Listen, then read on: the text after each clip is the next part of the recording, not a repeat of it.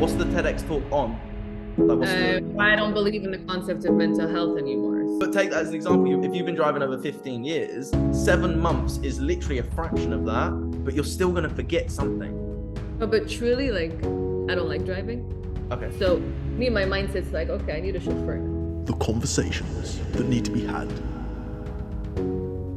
Intuition by Max. StephanieElChakieh, how is life? How are we? Good. How are you? I'm so happy to. I am amazing. Life's good. I'm in Mexico. Whereabouts are you in the world right now? I am in Montreal. I'm back here for a little bit. Yeah? How's that? How's that for you? The vibe in LA was better.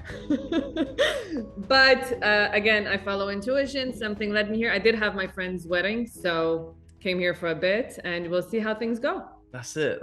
No, I love it. And actually, let's start with the intuition side of things. Obviously, the podcast is actually Intuition by Max, but the intuition side of things, I know you say you intuitively supplement and you intuitively do research as well, right? Yeah, and I intuitively live. I feel like, honestly, that's the best way to do it. It really is. It's hard though. It's honestly really hard. And like sometimes it's the same thing. Like I booked my flight. Like I book flights. Sometimes I'm like, I don't know why I have to be in Canada, and I just go and then things happen after. But I had to book, plan, put my stuff in. Like there's all that process that takes energy. So following intuition is hard, but again, it's super powerful. It is super powerful. So let's just start with there. Have you got any great stories that your intuition has actually served you in so many ways with? Well, I'll tell you an example. When I was in California, beginning of April, something in my head, actually, now there's several ones that are popping as I'm speaking, but I'll speak about this one. Something told me, go to Canada. To Canada. And it was just like Canada. I'm like, that's it. Like that was my intuitive trip. I was leaving the country. I'm like, I have to go back. Yeah. So I booked a flight on April 9th to get back. And I was back in Canada April 9th, and April 10th, I had a TEDx talk in Montreal confirmed. Oh, wow. So like the next day after I came, I'm like, whoa, okay, that's why I had to be here. So 2 weeks after I recorded, which is not out yet, but it should be coming out sometime soon. Amazing. What's all the TEDx that talk on? Sorry? What's the TEDx talk on? Like, I don't believe in the concept of mental health anymore. So it's a bit about all of these. Yeah, it's controversial. I like it. But there's a lot into it. Thank you. Yeah, because I feel like, especially now, you've got to be politically correct everywhere. But I think it's something that needs to happen where you just say, no. It's actually a lot of BS of what we say. And I think actually identity probably works a lot into this, because identity is complete BS. Yeah. Do you know what I mean? Go on. The whole concept of like identity on its own is huge. So it's like, for me, speaking out my truth is part of my identity too. It's like being who I am, and like letting go of that social pressure, which disturbs the identity of someone because you want to be liked. And like all of these things come into play when you speak about identity, which are challenging to go through. Of course. But it's freedom once you get there. So. Well, that's it. And freedom is the biggest thing. Like when you really realize, like, for example, take even just me wearing this shirt, I identify myself as more of a tropical person. Do you know what I mean? Because I'm wearing this shirt, because I'm in the sun all the time. I'm in Mexico. I'm living that lifestyle, and it's who I am today. But that also has changed. Just being here in Mexico, my identity has changed massively. How was your identity changed in the last, because you were here in Mexico how long ago? In February, March. So a couple of months ago. Okay. So how has your identity changed even since you've been in Mexico, or even the last year or so? It's a difficult question.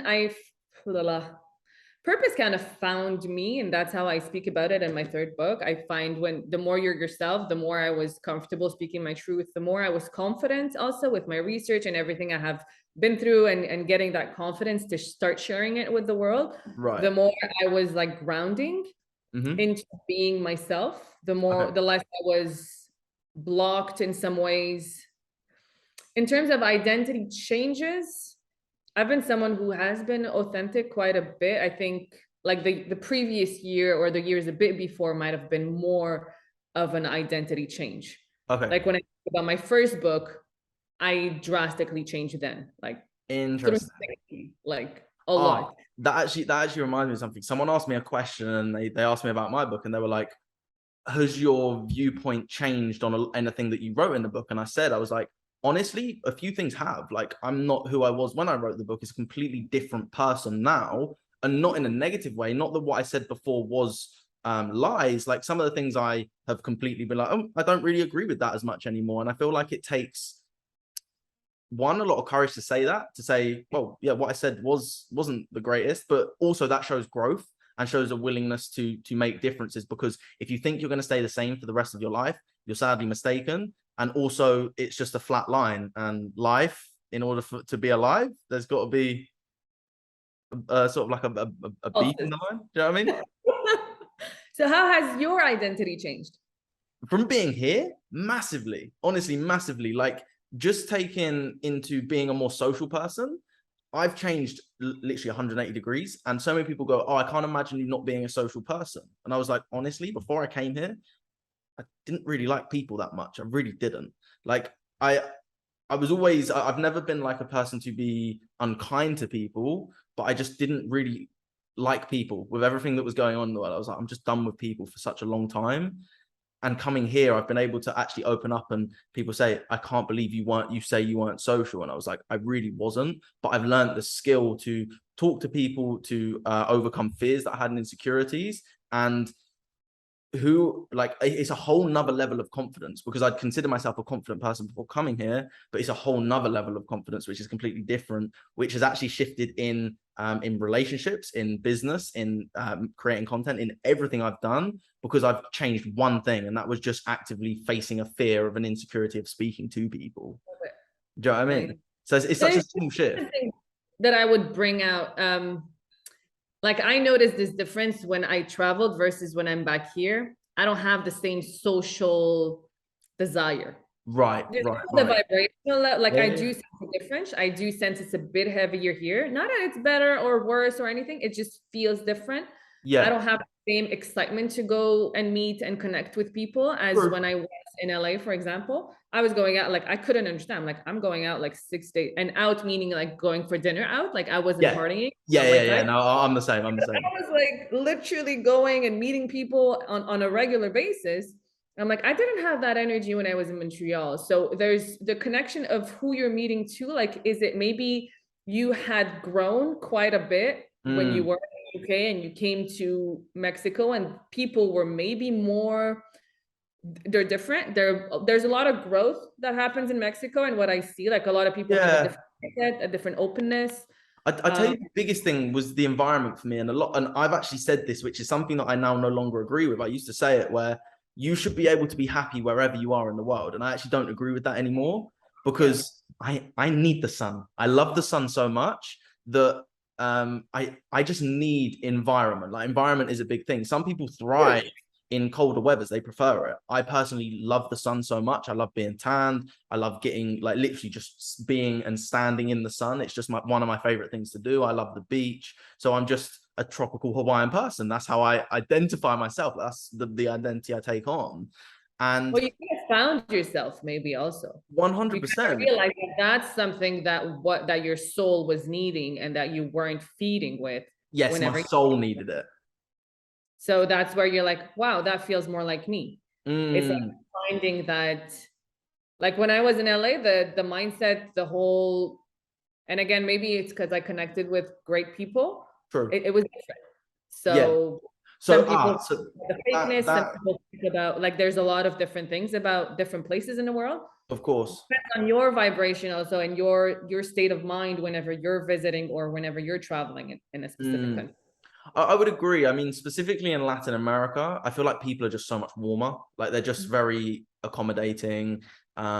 Even like, so I'm learning Spanish. I'm able to have conversations in Spanish. Not the greatest conversation, if I'm honest. But honestly, it's so cool. I find it amazing. I never was able to speak another language. I was always so fascinated by that. And now es posible para mí. But it's taken me a long time. But the environment thing of being around people. So, for example, the gym I go to, everyone there is so ripped. Everyone there is so beautiful. So like, I use that as a motivator.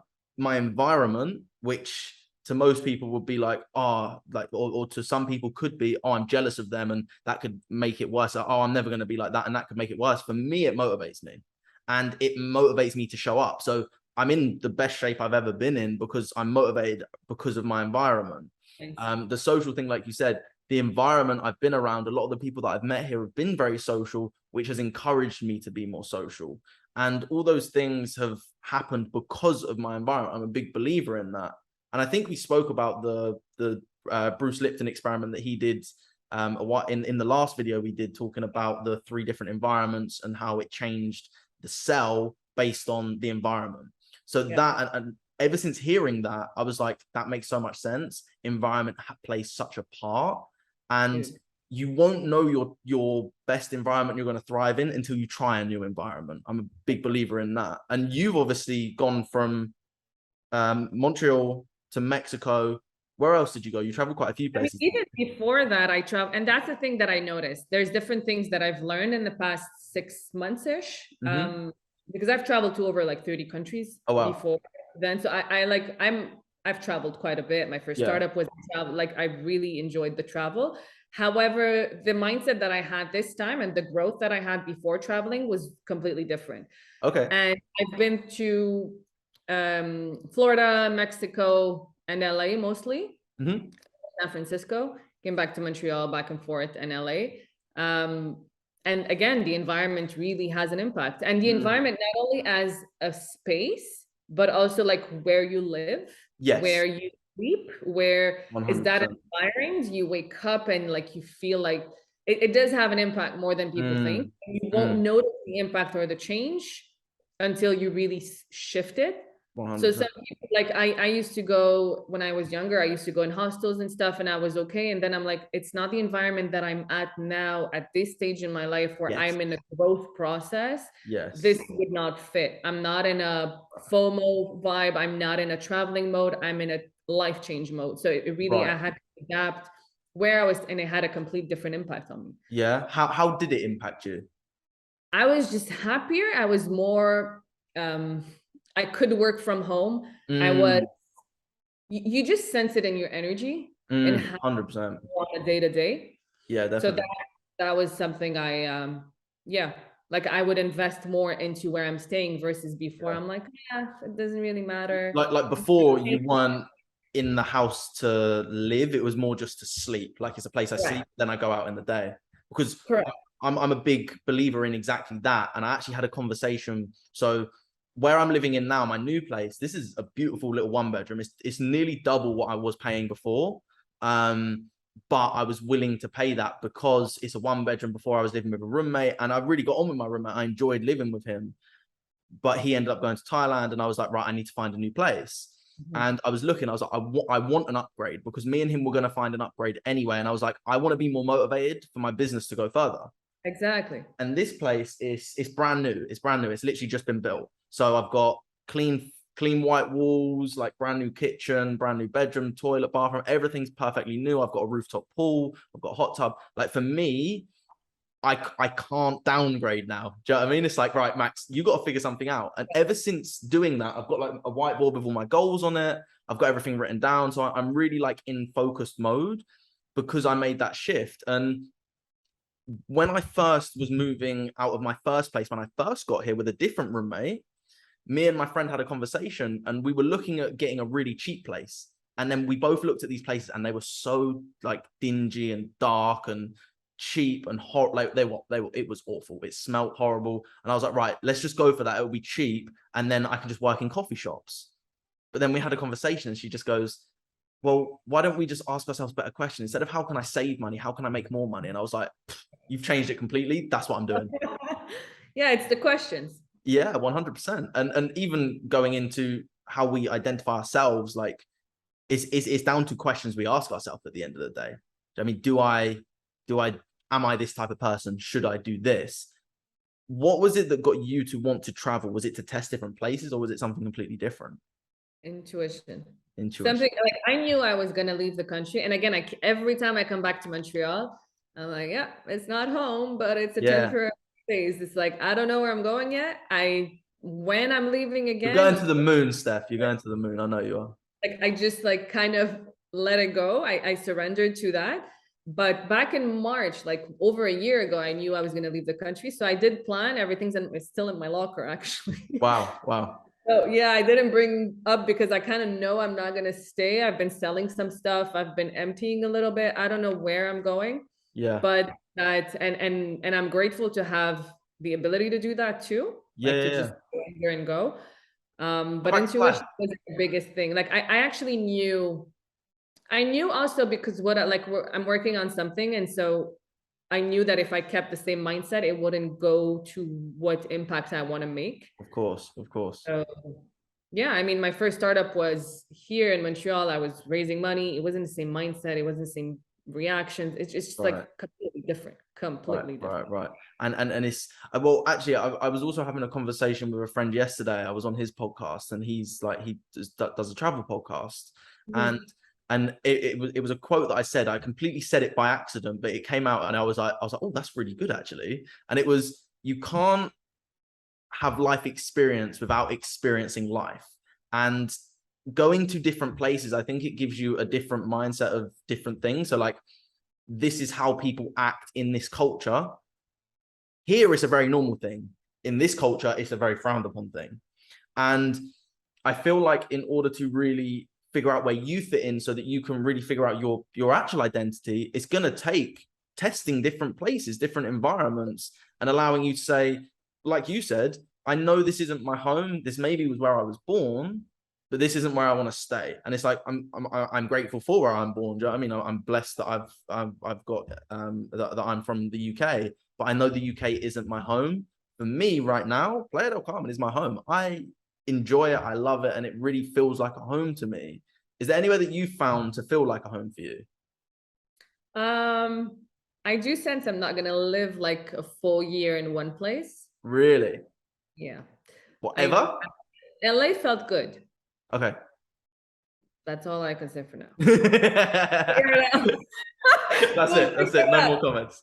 We'll figure it out. I mean, again, it depends where life brings me. I'm more like purpose driven at this point. So if whatever I'm doing drives me to somewhere else, I will go. Yeah. Would you say that's an identity thing? Like, I'm a traveler, I need to go different places, or is that? I don't define identity with what I do. I define it more with who I am. Okay. Go into Value. I like this. Like the person, like what I do is just like experimenting. Same thing with, for me, what I do for work and what I do as project, what I write in books, it's what I do. It doesn't define me. It's things that either I channel sometimes I feel like doing it. I don't over question. And that's part of my first book, actually, The Thin Lines, where I don't identify myself with work. Work is completely different. Having that perspective allowed me to excel a lot more in work, because I don't like, if I get a hit, you're going to get no's, you're going to get refused, you're going to get a bunch of things. Doesn't hit me as a person. So I had that detachment done with what work is. And what who I am as an identity is really more core values, self-worth, and who I am as a human. What I care for. So those are more identity that I would put into that, rather than what I am, what I do. I'm a scientist. Like, I shouldn't even be saying I'm a scientist. I should say science is what I do. Yes. You know what I mean? So like, I'm a pharmacist. Like, we're so used to saying it this way. Like, we identify a lot with our profession and what we do, but I don't, it's just that. You know what I mean? Like, it's just so common in our vocabulary. However, I do pharmacy. I practice pharmacy. I'm using that. I'm using that because the people say, "Oh, what do you do?" "Oh, I'm a hypnotherapist." No. I do hypnotherapy. Same thing goes with mental illnesses. Like, obviously, I'm into that lately. So I have ADHD, or I am bipolar. I am is like identifying yourself with something, but it's really not your identity. It's maybe just a little chemical imbalance or something you're being faced, but it's not part of your identity. So that allows more growth, because you're able to detach and see it differently.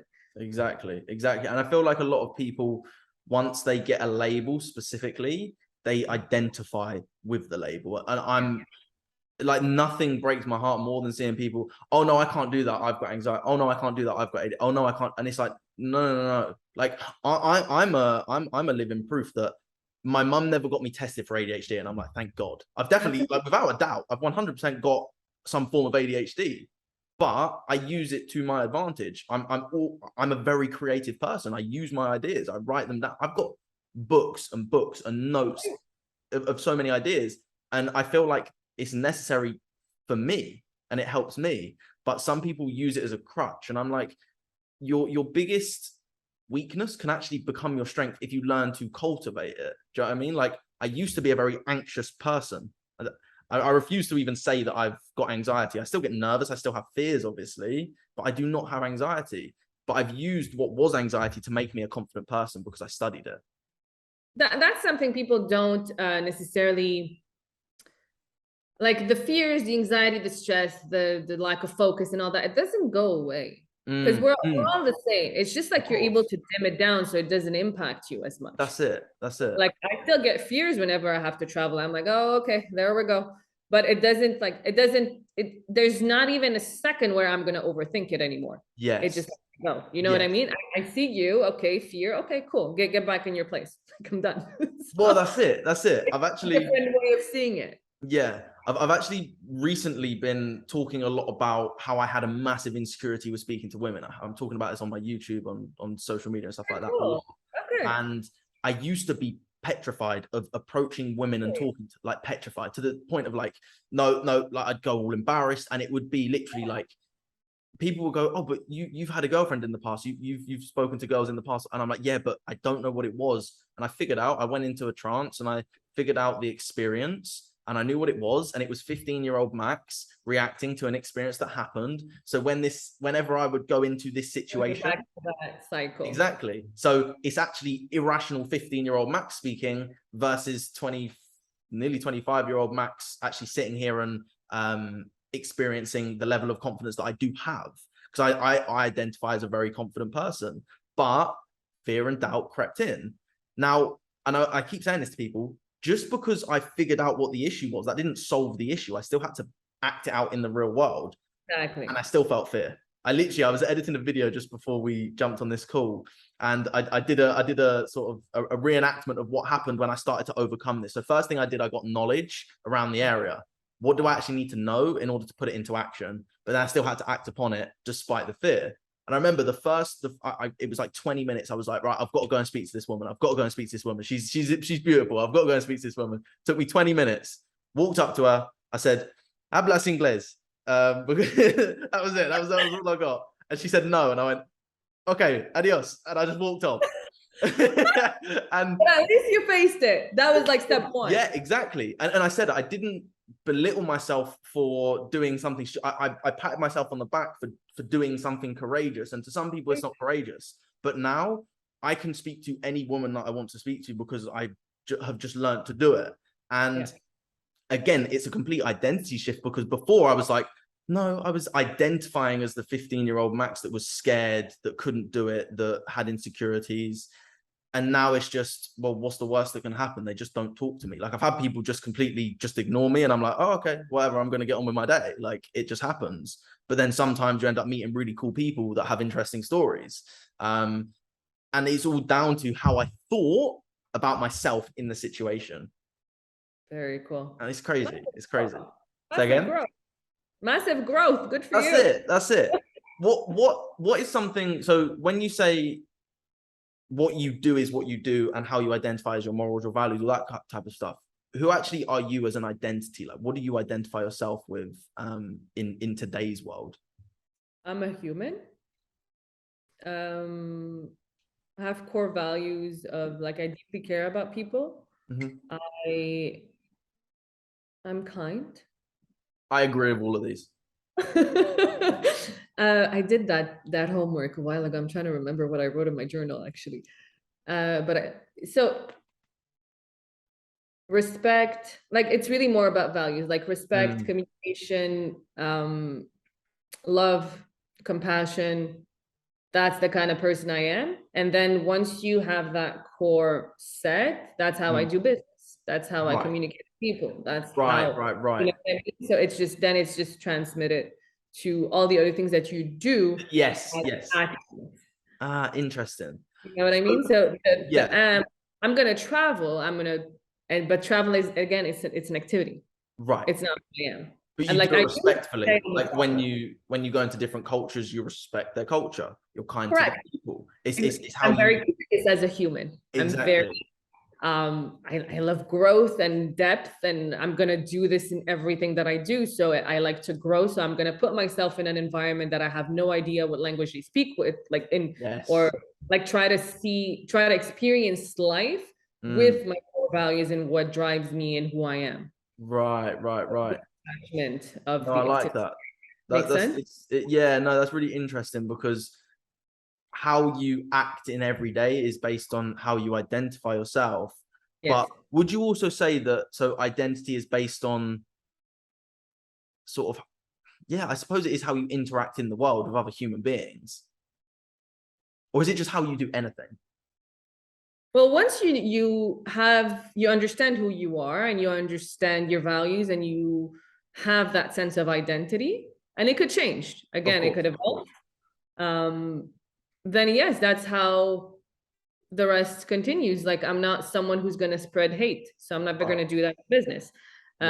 I'm someone that is honest, and so I'm not going to do that in business. I'm Yes. not, you know what I mean? So it's really an alignment, because once you have identified that core, Mm, anything that you're going to do that doesn't fit that alignment will mm. make you feel unwell. Of So course, if of I course. start lying just because I think that that's something unconscious that I did, whatever, for a specific reason, I'm Yeah. not going to feel it. But when Right. you're always aligned and always stick to your identity, again, it's freedom. Like you always feel okay. It doesn't mean that it's easy, because Of course. sometimes you're going to be like, oh, I have to do this because that's who I am, but it's Yeah. not an easy thing. So Right, right. again, like it doesn't make it easier, but the freedom and that sense of being, like, you don't have to remember things. You're always just you. Mm, mm. Yeah, you don't have to make up stories. It's you're Correct. like the biggest thing. So I love going on podcasts as an example, and I hate when people say, "Do you want me to send you the questions beforehand?" Because I'm like, no, because then I'm not talking from truth. I'm literally writing a script, and I hate scripts. I literally never used to be able to read, so reading a script was the worst thing ever because it would make my performance even worse. So Yeah, remember, it's not like genuine. It's not. exactly, and I'm a big believer in the genuinity of things, if that's even a word, like making things real and authentic and what actually comes to my mind here and now. Like if someone was to ask me what's my name, I don't hesitate, I say Max. Like, how old are you? I don't hesitate. At the moment I'm 24, soon 25. Do you know what I mean? I don't hesitate with that, and I feel like your truth, because the truth is my name is Max. Like regardless whether that's a truth that I believe, like it's a truth in society. Do you know what I mean? It's on my passport, it's on all of this stuff. And the same thing is with my age. My age is just a truth. Now, what I know is also my truth. How I live in the world is my truth. Like, how do you act in this world? What do you do? What do you say? What is your opinion on this? And I love what you said about the TED talk about what was the name of it again?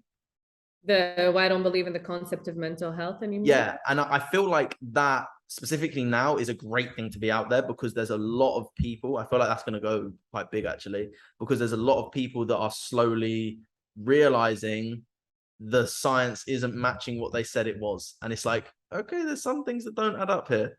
Is there people willing enough to be brave to stand out and go, here's my belief and here's my research as well, to try and, I suppose, change a stigma about something as well. I mean, that was my last book, so Spiritual Psychosis, where I do dive into, it's a conversation between me and myself, and like that kind of battle. Oh, I love it. Because I was diagnosed with like compensated ADHD, binge eating, like name it. And I had it forwarded by a psychiatrist for that specific reason, because you get those people who are like, no, I'm ADHD, you don't get it. Right. So that there's that attached, like, we're as a society at this point, we're helping people destigmatize something, like, oh, Yeah. it's not a stigma, it's okay. But me, I'm coming here and I'm like, no, you don't even have that in the first place. So it's like people are a bit, it could be difficult because of that identity crisis that could like wait, I'm trying to accept that I have ADHD. Now you're telling me no. And now it's like, you know, it's challenging. Of It's course. difficult. So Of course. we could face a bit. So the book is challenging to actually read. Some people may be triggered. But again, there's a lot of the identity that goes into it. Yeah, I think that's a big thing, because now specifically there's a lot of people being diagnosed with certain things. And again, you're saying, I'm saying, it's not taking away and saying that you're not struggling, because that's a reality. That's a truth. You are struggling. We're not invalidating, completely Exactly. not. That's Exactly. completely different. Labeling and invalidating, completely different. 100%. 100%. We're actually saying, look, there is an issue. Let's face it. There's an issue. If you want to, not even an issue. There's a challenge. There you go. There you go. Even better. Even better. That's it. So there's a challenge right now. In order to get over this obstacle, you need to climb this obstacle. Yeah. Just saying I have this challenge, one can put someone in the driving seat and go, okay, this is what I'm challenged with right now. How can I overcome this? And like you said, so you say you were diagnosed with a form of ADHD, right? A bunch of stuff, yeah. Okay. I'm like, thank God I never went to the doctors, because I don't even want to know how long that list would be. I mean, I always, so I've been practicing pharmacy, and I went to the doctor, and I wasn't feeling like super top. That was like years ago. First thing he said, he's like, okay, let's start an antidepressant. I'm like, what? I woke up. I'm like, but when I left that, I'm like, no, I'm good. Like, I'm gonna do some meditation. I'll start working. Like, I'll do some stuff. You didn't even check my thyroid. You didn't check anything. So I was like confused. But then when I got out, I'm like, wow, I'm a pharmacist. If I was not, would I even challenge the doctor? True. You know, I'm like, all these people that go there and that they're offered that only as an option kind of got me like, whoa, okay. So there are many little things like this that happened to me throughout my journey that kind of, made you question it, at least. Made me question a lot. Yeah. And I think that's a healthy way to approach life. If someone tells me something, and I remember Wayne Dyer said it, he said, whenever anyone tells me something that I don't agree with, I said, that's a really interesting statement. Why? And actually figuring out why they say this. And again, not even to invalidate doctors, but are you a doctor who's experienced the issue, or do you just know the book smarts to say, here's problem, or here's challenge, here's solution, and they just give you a pill? It's like, but you're not, like you said, you're not testing a lot of things first. Like, is it like, what's your diet like? What's your exercise like? What's your social life like? Like, what's your environment like? Without even checking them and going to a hard solution is, even for me, I'm like, but that doesn't make any sense.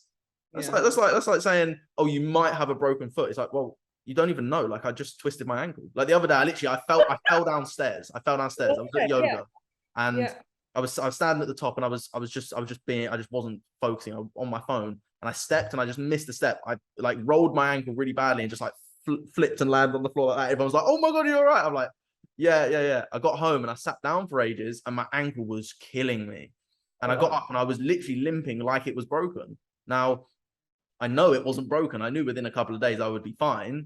But for some people, and I had people even messaging me on Instagram, oh my God, are you? And it's like, well, yeah, it's just like, if it gets worse, I'll figure it out. But we always go to the strongest solution first, which for a lot of people, like so many people were telling me to take, painkillers. And I'm like, what's the point? I was like, it's a pain. It hurts. My body's saying stop for a moment and chill. Like, I'm always a big believer in listen to your body.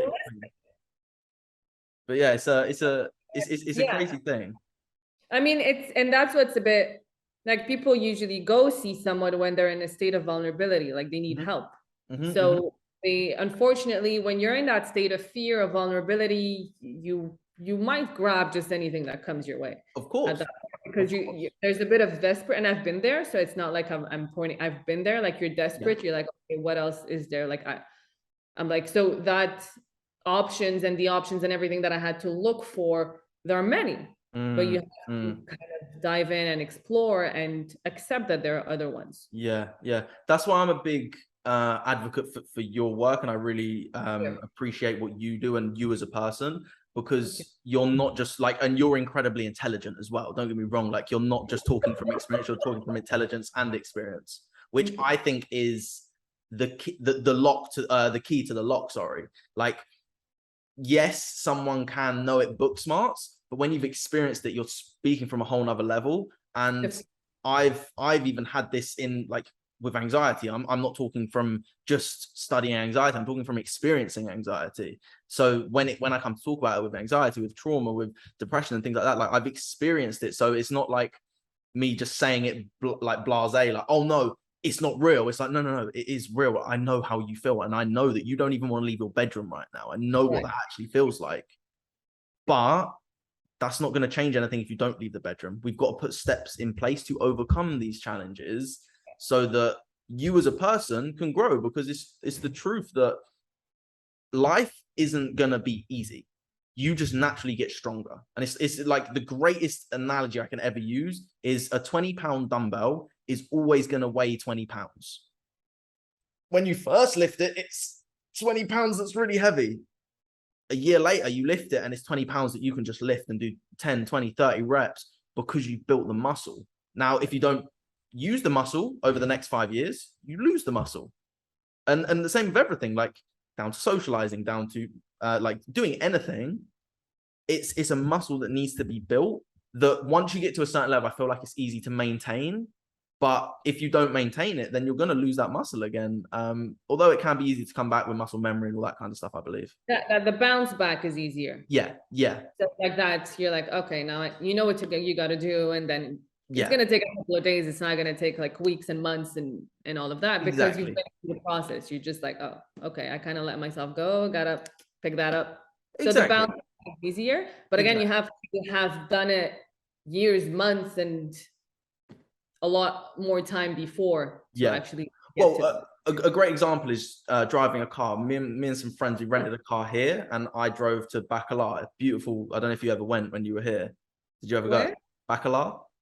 No, so it's like a freshwater lake that's like 50 kilometers. It is gorgeous. It looks like the Maldives, honestly. I'll send you some photos of it.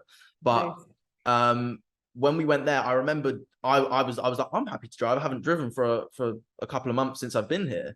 And when I first got in the car, I was like, and bearing in mind, it's an automatic. It's not even a manual car. Like in the UK, we drive stick shift usually. I mean, my last car that I drove was an automatic before I sold it. I was like, right, I'm selling everything. I'm staying in Mexico. But I got in this car and I was a bit overwhelmed. I can drive a car. I've been driving a car every day until coming to Mexico, every day for the past 7 years, maybe, pretty much every day. So it's not a new thing.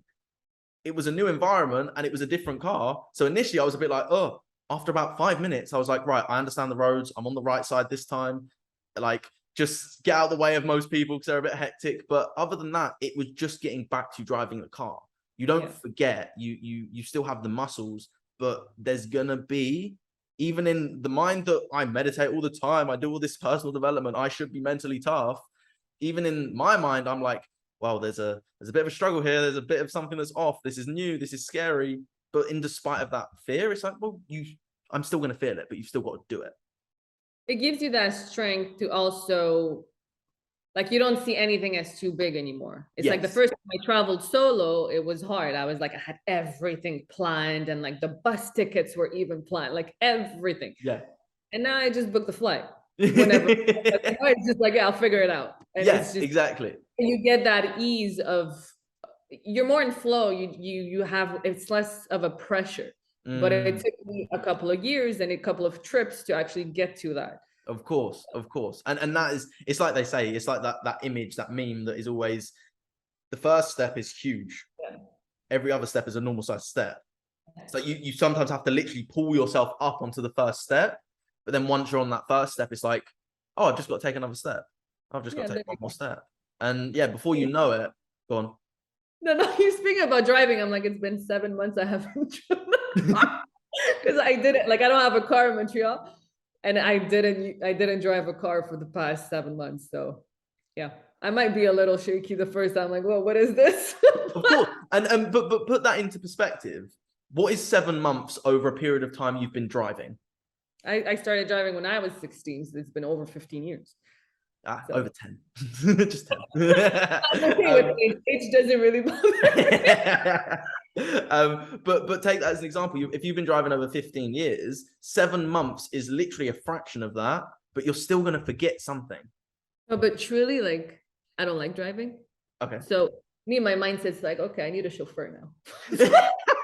Make so much money. I was like, I'll just make the money. And I'm like, what's next? Like, I love it. But then that again, that comes down to like an identity thing. Is like, I don't like driving. It's like driving is neither good nor bad. Some people just don't like it. You know what I mean, and that's anything. I prefer like just I don't like the whole maintenance of a car. Like it just annoys me. Yes. See, that's the thing. I've actually sort of changed to that now. Maybe because efficiency is something I really like. True. Again, I don't know if efficiency would be part of my identity. I would have to think about it. But efficiency, like fast, I'm just a speedy. Everything I do is fast. Like I execute. So for me, if I go, I have to park, get a car. Like for me, that's a waste of time. I could just get in an Uber and still work. True. So or still like just do something enjoyable. I could meditate when I'm being driven. Like true. Or exercise. So I would bike or walk. That I don't mind. I thought you were gonna say do some crunches in the car or something. So, yeah, she's a crazy one. But no. But yeah. I'm a big believer in that, because when I first came here, not having a car threw me off, because ever since I passed my driving test when I was 17, what's that like? You had a car. Pretty much 8 years. As soon as I passed my driving test, when I was a few months into being 17 years old, I've had a car and I've always driven a car. I've never not had a car. So when I first came here, I was like, oh my God, I have to get taxis everywhere. I didn't like that. I did not like that. And when I was living in my old place, I was even a bit hesitant because of a stigma that people have said, Mexico's dangerous. Mexico's really not that dangerous. It's really not. Like if you go to, there's dangerous parts, just like there's dangerous parts in the UK. It's like everywhere, but... Exactly. When I was always like, oh, I know I don't want to carry my laptop around with me in taxis because I might get robbed or stuff. It's like, that doesn't actually happen as often as people assume it to be. It's such a stigma. And when I first got here, I ended up spending so much money on taxis because I was so far out. But when I came into Central, I just bought a bicycle. And I feel like for me, it's an independence thing. I hate relying on taxis. I hate relying on someone else. I like to, if I want to go here, I can go when I want to go. So for me, my identity is just having a bicycle. I can ride 10 minutes out that way, which would take me 40 minutes to walk. It's one, an efficiency thing, but also a freedom. And freedom is bigger for me. So you're making me think now. Yeah. Maybe because I felt that the car was something that actually I felt the opposite. I guess it's a feeling. Maybe I felt the opposite. Like I felt trapped with the car and I feel more free without it. Right. Maybe because like in Montreal, everything's super easy. Like I could just do it and it takes 2 seconds. But when I was in LA too, I didn't feel that. So would you walk everywhere when you were in? Yeah. Okay. Because I listen to stuff, I put music. So like for me, it's a multitasking thing. Right. Oh, so I'm a big believer in that as well. Like if I'm riding to the gym, I've got my headphones in and I'm listening to an audiobook or something like that. Mm-hmm. When I used to live in the UK, having a car was kind of necessary. I couldn't walk to the beach because I was so far. I had to drive 15-20 minutes to walk to the shops. That would probably take me a bit of time. So it wasn't as much a community. And that's why I like Playa, is because I can walk or ride my bike everywhere. I can go to the store, I can go to the beach, I can go to get, like the other day, I went to go and get a pair of sliders. I got a new pair of sliders. I can go and do everything that I need to do because everything's in one place. So that's one of the reasons why I loved Playa. Yeah. That's why I fell in love with it, honestly. Say again? Everything's super close. Like you don't need a car. You don't need like. Exactly. And when I realized that, for me, having the car was always the freedom. But for me now, not having a car is also a freedom.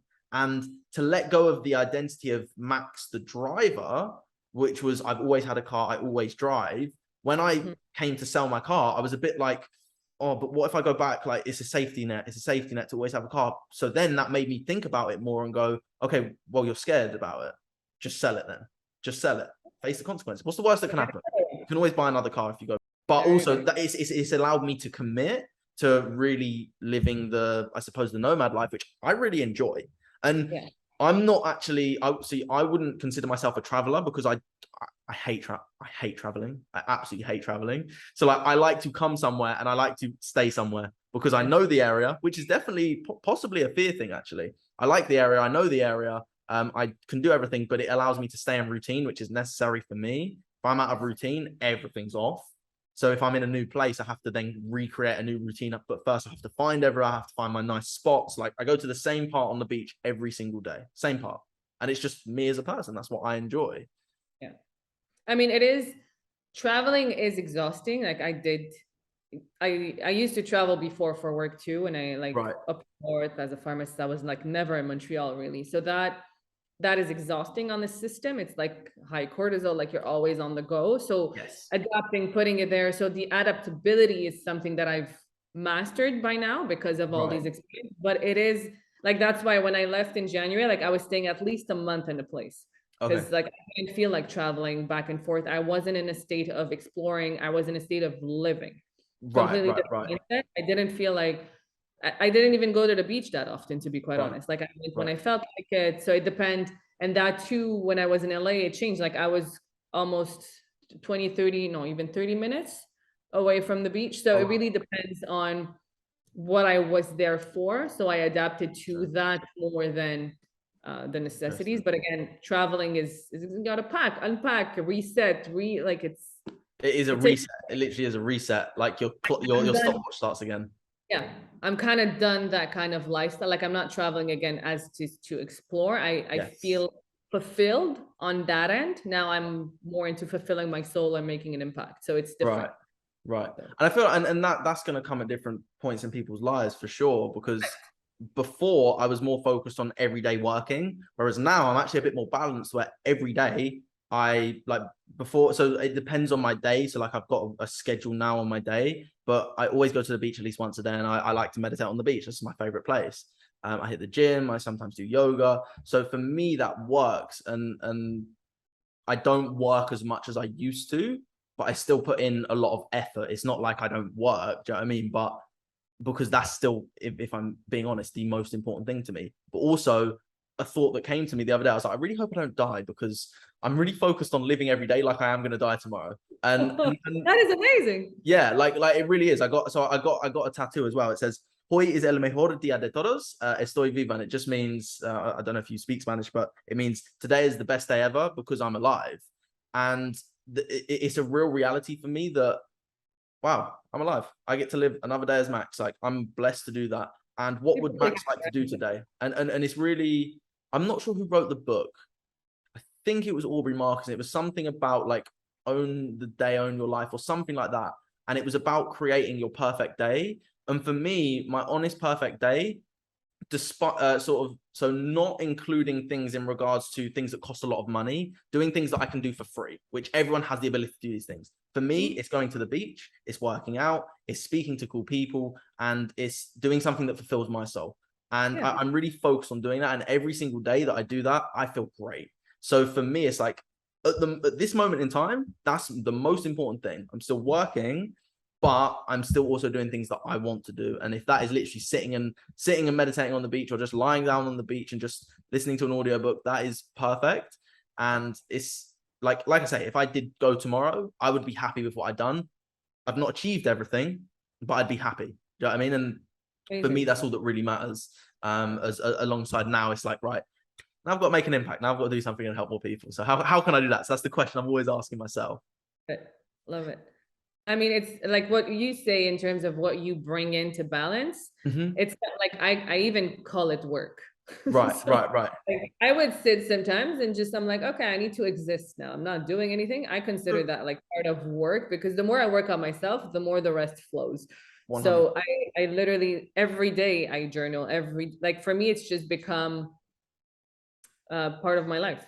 Yeah, it's part of like anything that I do. So I'm not into the hustle mode anymore. I'm more into the flow mode. I'm 100% with you. I execute 10x faster and a lot more because I'm in a flow. So when you're in, like, I don't even know how I wrote this in 2 days.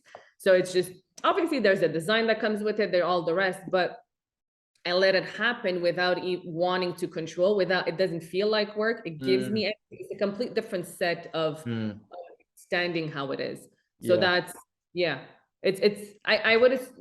can't say it's part of my identity self-worth and self-care is part of what I do to fill my soul. Yeah. I would say so, because your identity is about sort of impacting people. Would you say that's part of your identity? Yeah, it's like, yeah, I do want to change people's lives. So, but that's a desire. Is that part of identity? Identity is very difficult. It really is. It's a really interesting topic, actually. It's a very interesting topic. Is changing people's life part of my identity? It's part of what I want to do, and I do want to leave a legacy. That's more of my drive. Is that part of my identity? I don't think so. Would you say you identify as an impactful person, maybe? Like that's how you aim to be, and that's why you do what you do, which impacts people, which makes you do what you do.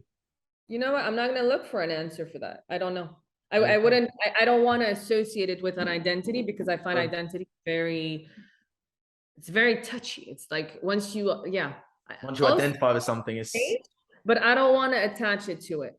It's right. just part of, It's part of who you are as a person currently as well. What I'm currently in flow of, what the identity of what, if that's attached to my identity, I'm not going to answer. Yeah. Amazing. I want to sort of draw this to a close and really just go into how someone can, and I'm going to use this word, find themselves. And I know that sounds very cliche, but bear with me, anyone listening. In order to, and I think it's a great example that when you said you were like, you found yourself here, and I really think I did. I really found who I am as a person, and it's my sort of environment. How do you think someone can find themselves without using the cliche, oh, I'm traveling to Bali to find myself? In the spiritual sense, it's more like to really find who you are at your core. Like, how can someone do that? I mean, if people travel to find themselves, they'll realize it. So if that's what it takes for them to realize, amazing, do it. I think everyone should just go inwards more, and experimenting is part of discovering what you like and what you don't like too. So some people don't even know what they like or what they enjoy doing. And you ask people like, what do you like doing? I'm like, I don't know. I like working out. Okay. But like, there's also like, it's very labeled. So you got to get out of that. Like I'm curious. I like learning. So that's not even attached to anything in particular. So enjoy more of trying to explore more of the adjectives and test it out, like have fun. So would you say it's actually a combination of both internal and external? For example, going inwards, but also going outwards and external and finding different environments, see what suits you? Yes, the bigger is inward. Yeah. But sometimes you don't see the inward, so it takes the outward to go inward. Correct. Right. That's really interesting. You need to face things to realize that something inward wasn't shifting because you couldn't see it. A lot of like what we call shadow work is for that, because you don't really see your shadow all the time. Yes. So what you're unconscious about, what you don't know, you don't know. That's one of my favorite quotes. So yeah. You don't know, and the experience will lead you to know, and sometimes that's what it takes. Right. And sometimes you're just going to be sitting and dive inward, and you'll figure it out on your own, and you're not going to have to experiment and realize that. Doing both work, I think, is what's going to lead the fastest or the best. 100%. And I think we live in that society now where everyone want to do everything tomorrow. And don't get me wrong, I'm still one of those people. I want to impact the people tomorrow. I want to gain the followers tomorrow. I want to make the money tomorrow. But at the same time, I'm massively focused on living today, because you really don't know, tomorrow might not come. And I'm a big believer in that. Like, today, you've got today, at least make today great. Like just one thing. That's why I go to the beach every day, because I love the beach so much. As long as I go to the beach, I did something for myself. And it is just literally like the beach. Like that is just, it fills me with so much. And that's just my one thing that is a non-negotiable. Unless don't get me wrong, there's some days where I physically don't have time to do that, but I make it part of my schedule to make sure I hit the beach for even just 5-10 minutes, just to really sit on the sand and just experience it. You're filling your cup first before you fill anyone else's cup. So it's big time. Amazing stuff, Steph. I love chatting to you. You're always such an interesting person to chat to. And if anyone hasn't already got any of her books, I want you to promote all your books. What is it? Thin Lines, See True, Spiritual Psychosis. There we go. I like the color of that one. That's cool. Yeah, I like the design on the book as well. It is. It's a lot of it's a lot about intuition. A lot, like a good portion of it is about intuition and how to listen to it, how to distinguish all of those things. So, And I tell you what, I got See True, I got your book, and I got your yeah. Do you like it? What do you think? yes. Yeah. Honestly, great. Yes. Yeah, I appreciate it. Check it out. Like I'm not the biggest of readers. I prefer audiobooks, but your book is actually very the way it's written. Thank you. I don't know what it is, whether it's more, it feels more of a conversation, but it's not just like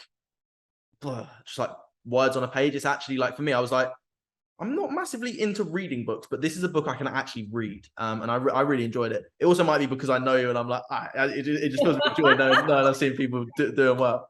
But yeah, if anyone hasn't already got any of Steph's books, you've definitely got to go and grab one, and also grab a copy of Kintsugi for the Mind as well, because making your mind, that whatever happens in life, you can break as many times as you want, but